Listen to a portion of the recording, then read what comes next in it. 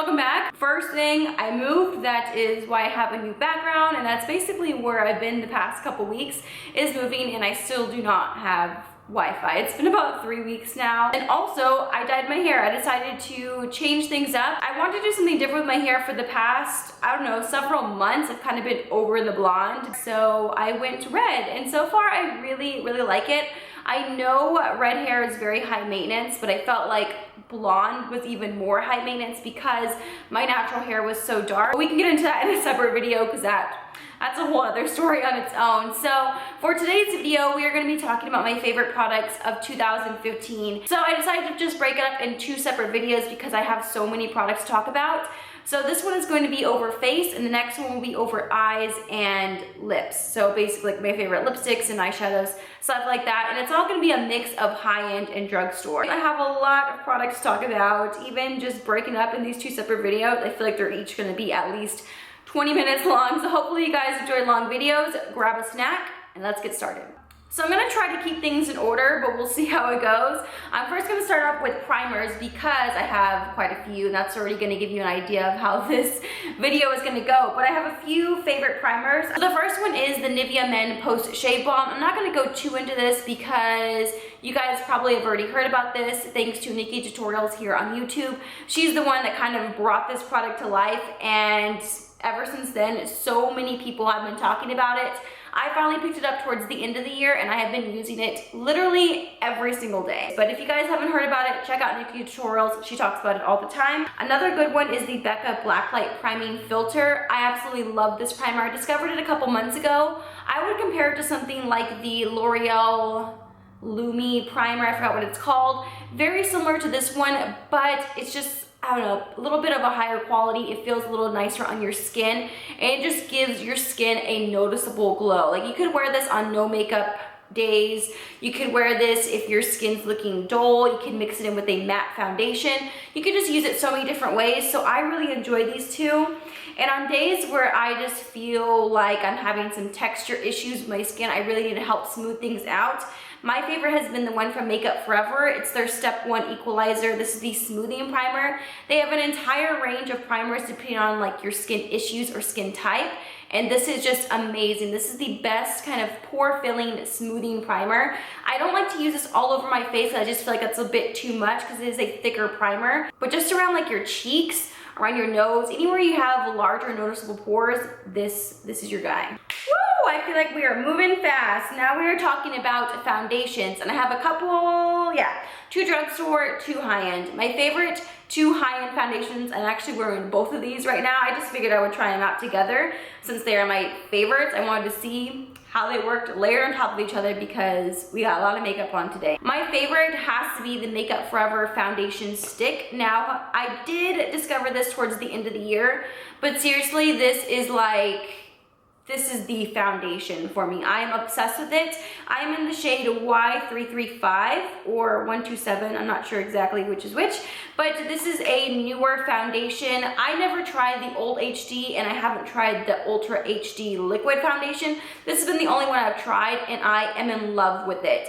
I didn't think I would like a stick foundation as much as I like this one, but it just does something to your skin. It feels extremely lightweight, but definitely buildable up to full coverage. So I really like this one. And I layered a little bit of the DIOR Nude Air Serum foundation on top. This, I mean, up until today, I never used it with any other foundation, but this alone is a very lightweight foundation, but it does pack a punch. Like, you do get some coverage from this foundation, which is what I love about it. And it just looks like your skin, but better. That's why I really like it. It doesn't look like you have a layer of foundation on. It just feels so lightweight. It is very expensive, but this bottle will last you a long time because you only need the tiniest amount. And if you're looking for a cheaper alternative but still something just as good, these 2 from the drugstore, this one, the Maybelline Fit Me, the Matte and Poreless, this is my favorite. Even though I have more normal to dry skin, I really wasn't a fan of the dewy one. I just feel like it was too dewy. It looked a little kind of oily on my skin, so I really like the Matte and Poreless. It is extremely matte, so if you have very dry skin, you want to use a very hydrating primer underneath to make this work for you. But overall, I think it's a very flawless finish foundation. I love the fact that they have so many different shades that there's going to be a match for you in this line. As well with the L'Oreal True Match, they have a huge color selection, and I just love the finish of this foundation. It works for me every time. Anytime I'm kind of torn between which foundation I want to choose, this one never lets me down. And I love the fact that they have two different finishes. They have one for more normal to normal to dry and oily skin. I'm not sure exactly, but I think I just have the normal finish, and I'm in the shade W4, and I just love this foundation. I have repurchased it several times, just one of my go-to foundations. Now I have a couple concealers, and both of these are from the drugstore. This one is the Maybelline Instant Age Rewind Concealer. I have it in the shade Neutralizer. Now I've used this concealer for years now. I couldn't even tell you how many of these I have repurchased, because I just go through them so quickly since I'm using them pretty much every day, especially for work. This little sponge tip applicator just makes it so fast and easy to apply, and it's just a great concealer. But I recently switched over to the shade Neutralizer this year, and I love it. It works so much better with my skin tone compared to Fair from what I was using. Fair compared to Neutralizer, it just makes Fair look so pink, and the color was just a little bit off for me. So Neutralizer is definitely a very brightening shade. If you want to use this concealer to highlight, I definitely suggest Neutralizer. It's just a beautiful shade. Also, these two concealers, the concealers I have on today, and they are the LA Girl Pro Conceal High Definition Concealer. These are only like $3 each, and they are so good. Definitely thicker concealer, so you definitely want to make sure to set it immediately after, or else they will crease. So I like to use these kind of for highlighting as well. I have mine in the shade Porcelain, and I have the yellow corrector, and what I do is mix these two together, and that's what gives me that really bright highlighted look underneath my eyes or anywhere else I want to highlight. Just kind of depending on what you're looking for. Something full coverage, definitely check out the LA Girl, but something just good for every day, check out the Maybelline. I have a couple powders to talk about, and to be honest, I'm not so much of an all-over face powder because my skin is normally pretty dry. So I tend to stay away from powders because I don't find that I really need to set my face with a powder. But I do like this one from Sephora. This is their Micro Smooth powder in the shade Medium.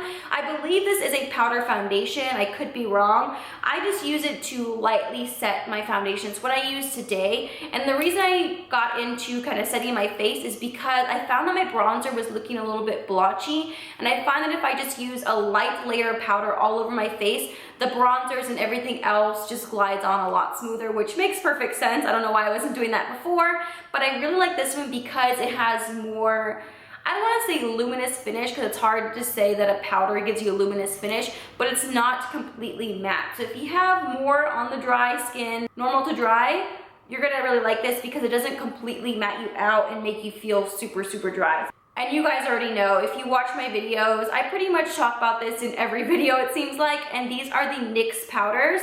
I use the NYX High Definition Finishing Powder in the shade Banana literally every single day that I wear makeup. I use this every day to set my under eyes, and it's just the perfect finishing powder for that. It is so finely milled, and it just sets your concealer. It doesn't crease, and I just love it. I love how it doesn't look super cakey underneath my eyes.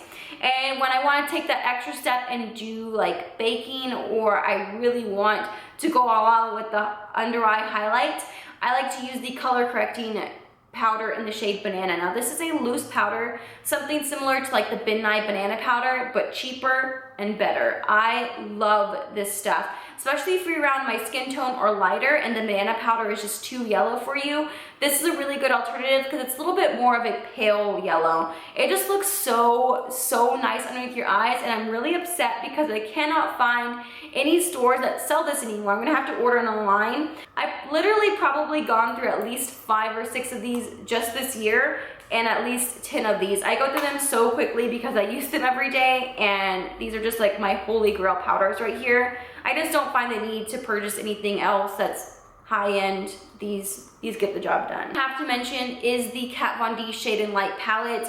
This is hands down the best highlight and contour palette out there. This palette is everything. It's literally everything you need, and I feel like this caters to a lot of different skin tones. And obviously you can tell my favorite shades right here. I love this banana powder, and this contour shade right here is it's perfection. It's what I have to contour today. Sometimes I'll mix in a couple of these other ones. I can get away with using every color in this palette, but definitely these two are my favorites. And luckily this year she is coming out with refillable pans, because I almost thought about repurchasing the entire palette just so I can have these shades again. The next category is highlighters. And I have a couple favorites, and these I want to talk about. You can purchase individually because this palette is no longer available, at least I don't think so. But this was the Champagne Glow palette. This year I fell in love with Champagne Pop. This is hands down one of my favorite highlighters. And they recently made Champagne Pop and Pearl permanent shades. So you can purchase both of these individually. There is Blush Copper, which is no longer available, at least I don't think so. Pearl is a very, very light shade, so if you are very fair, that'd probably be a really nice highlight for you. Mix it in with Champagne Pop. That's usually how I wear it, but other than that, I'm obsessed with those BECCA highlighters. I also really love the ColourPop Super Shock Cheek highlighters. I have a few of them, but this one is hands down my favorite one. This is in the shade Electric Slide. It's what I have on my cheeks right now, and I just layered this other one I'm about to talk about over top. I literally have been using it every day since I got it. I've already hit pan on it. It's just a great everyday highlight. On its own, it's not super intense, so you can just use it for every day. But if you want to use it as a base for your powder highlight, it's just really going to kick it up a notch and give you that bam in your face glow. That's why I really like this. And just a beautiful gold highlight. Who doesn't love a gold highlight? I do. And what I layered over top was the L'Oreal Gilded Honey highlight. I feel like a lot of people have been mentioning this in their yearly favorites because it's that good. The packaging is kind of cheap. I actually broke mine so the whole pan can come out, but it stayed together because it's kind of a hard baked highlighter. Obviously, it's a baked highlighter. On its own or layered over top of like a cream highlight, it's just amazing. It just gives you such a nice glow. It's just beautiful, and I believe it's kind of one of the cheaper high-end highlights. It's around 25 bucks. I've had this since it was released. I don't even know how long ago, and I still have a ton of product left. So a little bit of this goes a long way, and if you wet your brush with this, yes. I'm not a super big blush person, but I did discover a few that I do like, and I come to find that I really like more highlighty, shimmery blushes. That's kind of what I like to put on my cheeks, and my favorites have been the Milani Baked Blushes. They have such a nice color range, and my two favorites have been Rose d'Oro and Luminoso. Luminoso is a beautiful like coral blush, and it just looks so nice of your cheeks, especially during the summer. And also Rose d'Oro, oh, I have a pair of lashes in here. Rose d'Oro is a beautiful rosy, corally, I don't even know how to describe it. It's just a beautiful blush, and it kind of has this gold veining through it, so it just looks really nice on your cheeks. Just give your cheeks that nice glow. So I really like these. They're only like $6 or so at the drugstore, and they are good. They are really good. But yeah, that's basically it. I feel like this went by really fast, but hopefully you guys enjoyed this video. Please give it a thumbs up if you did, and remember to subscribe because I will be doing a part 2 to this series talking about my favorite eyeshadows, all my eye products, and favorite lip products of the year as well. So hopefully you guys stay tuned for that. Thank you guys so much for subscribing, by the way. I hit 10,000 subscribers like right before the new year, and that was just like mind-blowing to me because, to be honest, I didn't even think 10 people would even watch my videos. I wanted to start a channel for so long, and for whatever reason I put it off because I was too shy, too scared, whatever the reason. And finally, I made the decision to start posting videos, and just to receive all the positivity and just the nice comments that I have so far is just, I don't know, mind-blowing to me. And I'm so thankful to each and every one of you that have hit that subscribe button or just watched one of my videos. I really appreciate it, and I'm just so thankful because now it's not even the end of January, not even a month later, and I'm already over 11,000. So thank you guys so much again. I really do appreciate it, and I definitely won't be going away for 3 weeks at a time again. It's just during the whole moving process, I feel like that's just what happens. You run into some things that you weren't really expecting like not having Wi-Fi for a month. I was not expecting that. But anyways, I'm gonna stop rambling now and I'll see you guys in my next video. Bye.